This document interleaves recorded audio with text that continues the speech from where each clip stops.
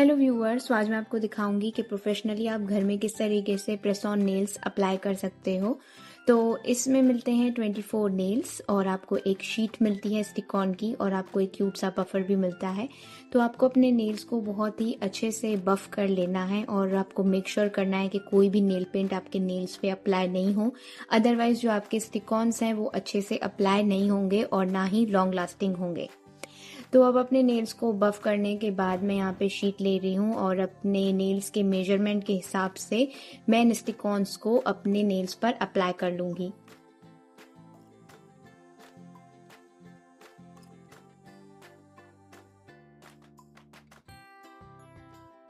सारे नेल्स पर stick on apply करने के बाद अब मैं नेल्स को अच्छे से प्रेस करूंगी अपने नेल्स पर ताकि ये अच्छे से स्टिक हो जाए। And this is the final result and they are looking absolutely amazing. So अगर आपको ये वीडियो पसंद आई हो then like share subscribe my channel. Okay bye.